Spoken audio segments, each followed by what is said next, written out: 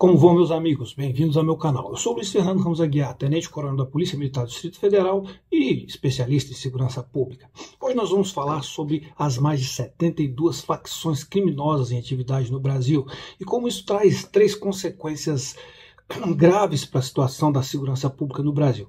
A terceira é a pior de todas. Então fique até o final do vídeo para você saber qual é.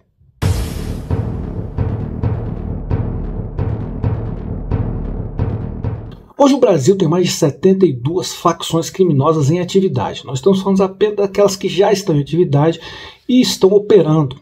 Isso provoca um caos tremendo, porque essas facções precisam disputar o mesmo mercado, o mercado do narcotráfico, o mercado das drogas. É um caos total, porque para dominar esse mercado eles não usam estratégias capitalistas normais, como propaganda, marketing, comunicação direta com seu público. O que eles fazem é disputar territórios através de guerras sangrentas. O mercado da droga já é tão grande no país que hoje essa economia representa um tamanho do total de 4% do PIB, que dá cerca de 67 milhões de dólares. Não estou falando de real. Então multiplica aí por 5,5 ou 5,6 e você já vai ter uma ideia do tamanho disso.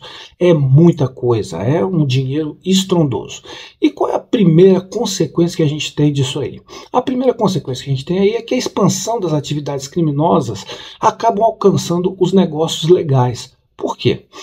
Para que você possa utilizar o dinheiro vindo do tráfico sem que a Receita Federal te pegue, sem que levante alguma suspeita, é preciso justificar esse dinheiro. E só tem um jeito de fazer isso, que é lavando o dinheiro. O que é lavar o dinheiro? Lavar o dinheiro é pegar aquele dinheiro que vem do crime e tornar ele legal. E isso é feito através de negócios lícitos. Um exemplo muito importante disso aí é o que tem acontecido em São Paulo. Essa matéria aqui já mostra que mais de 900 postos de gasolina em São Paulo foram cooptados pelo PCC. Ou seja, o PCC comprou esses postos de gasolinas e está operando como se fosse um negócio lícito, para que o dinheiro que venha dali ele consiga justificar e possa gastar. Como é que o criminoso vai comprar um carrão? Você não pode chegar com uma mala de dinheiro na concessionária para comprar um carro. É preciso que você tenha uma conta bancária, que você faça um financiamento, alguma coisa desse tipo, para que não se levante suspeitas. E para isso é fundamental que você consiga lavar o dinheiro. Lavar o dinheiro é necessário empresas lícitas, e é isso que eles fazem. Eles compram empresas, fundam empresas e utilizam a contabilidade dessa empresa para lavar o dinheiro. Então, vendas falsas, público falso, e através disso eles dão justificativa àquelas entradas. Essa é a primeira consequência. A segunda consequência que se tem do crescimento desordenado e veloz do crime organizado no Brasil é o aumento da violência, que é decorrente da disputa de poder, das diversas facções. Imagina, 72 exércitos de criminosos brigando entre si pela disputa de territórios e de público para os seus produtos. Quais são os produtos principais deles? É o tráfico de drogas, é a droga, a cocaína, a maconha, as drogas sintéticas, como o êxtase ou os K, K9, K4, que é a maconha sintética. Mas não é só isso não, gente. Hoje o crime organizado opera também no contrabando. Por exemplo, um mercado que é muito utilizado por eles é o mercado do cigarro contrabandeado. É isso mesmo, você compra lá um cigarro na barraquinha do camelô, que você fala, poxa, metade do preço de um maço de cigarro numa padaria ou num outro comércio qualquer. E você acha que não tem nada demais. Esse tipo de produto é trazido principalmente e às vezes até produzido por facções criminosas. Os mesmos caras que hoje traficam cocaína são os caras que fazem o tráfico do cigarro, que é também uma das justificativas pelas quais aquela coisa de legalizar a droga vai acabar com o tráfico é uma grande mentira. Porque o cigarro, que é um produto que já está legalizado desde a sua criação, ele hoje, existem números que de até 70% do total do cigarro comercializado no Brasil é ilegal, ou seja, vem do contrabando, é operado pelas máfias, pelas facções criminosa. Então, um aumento muito violento. Quanto mais eles disputam territórios, mais você vai ter violência, mais você vai ter guerras entre facções, e quem sofre com isso é a população, que fica no meio do fogo cruzado. Porque eles geralmente preferem operar em áreas de periferia, áreas de mais difícil acesso, áreas onde a polícia tem dificuldade de operar, áreas onde há um abandono do poder público, e fazem com que eles consigam operar de forma mais à vontade. Antes da gente ver a terceira consequência, eu quero pedir que você curta aí o meu canal, que você me siga, não custa nada e você me ajuda a continuar produzindo conteúdo de segurança pública e polícia para você. A terceira e mais terrível de todas as consequências do crescimento desordenado do crime organizado é que as facções se infiltram cada vez mais nas diversas esferas de poder público, nas diversas esferas do Estado. Para que eles consigam operar, eles precisam de tranquilidade. E para essa tranquilidade, ou eles cooptam as autoridades públicas, ou eles colocam elementos das facções dentro das principais forças estatais, como, por exemplo, o Ministério Público, o Poder Judiciário, dentro das esferas políticas, como deputados, vereadores, e até mesmo dentro de, se possível, ocupando cargos no Executivo, como prefeitos, como até governadores e, quem sabe, até presidentes. Essa é a mais nefasta de todas as consequências do crime organizado, porque quanto mais eles crescem na infiltração dentro do Estado, mais o Brasil se torna um narco-país, né? Um narco-estado, como a gente vê aqui em muitos países da América Latina. Se vocês verem a situação do México, é um dos lugares mais críticos, onde o crime organizado conseguiu se infiltrar até mesmo nas forças armadas, nas forças policiais e nas esferas políticas, fazendo com que o Estado fique completamente de joelhos diante do crime organizado. Essa é uma consequência que a gente precisa evitar a todo custo no Brasil.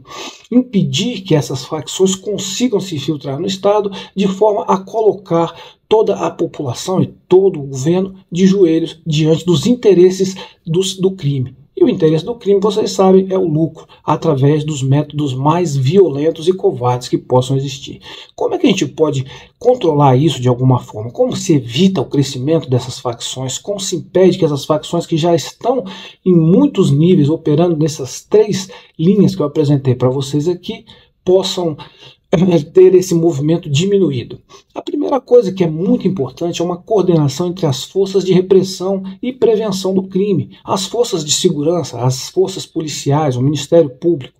É preciso que eles ajam de forma coordenada, colaborando um com o outro, trocando informações, compartilhando bancos de dados, para que quando um criminoso passa de um estado para o outro, ele não comece do zero, para que aquela polícia onde chegou aquela nova facção, ou aquele novo criminoso, ele tenha a possibilidade de saber que está entrando ali um cara que já opera em outro estado. Hoje as facções estão exportando dos seus estados de origem efetivos e operações. Hoje atualmente a gente já tem, por exemplo, o Comando Vermelho operando no Nordeste, operando no norte do país, mesmo que a sua origem seja o Rio de Janeiro. O PCC, por exemplo, já se encontra em pelo menos 23 estados brasileiros, o que vai tornando o combate a essas facções cada vez mais complexo. Outra forma que é muito importante, e talvez seja a mais importante, é o estrangulamento financeiro dessas facções. Combater lá aquelas empresas de lavagem de dinheiro, como foi feito em São Paulo agora, o governador Tarcísio e o secretário de Segurança da RIT têm feito um bom trabalho no combate às facções. Eles agora recentemente eles conseguiram derrubar uma rede dessas empresas de fachada que envolvia até concessionárias de transporte público, empresas de transporte público, que estavam cooptadas pelo primeiro comando da capital.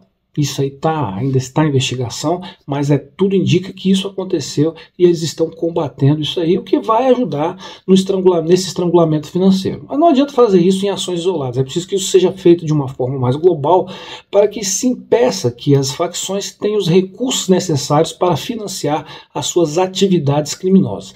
Isso é muito importante. Outra questão que é muito importante é a punição dos criminosos. Não apenas eles irem lá diante do juiz e em pouco tempo serem liberados, ou serem liberados decorrentes de pequenas nuances no processo, ou até daquele garantismo exagerado, que acaba colocando nas ruas figuras emblemáticas do crime organizado, como o próprio André do Rep, que foi liberado, saiu do presídio pela porta da frente, mesmo sendo uma das lideranças do PCC.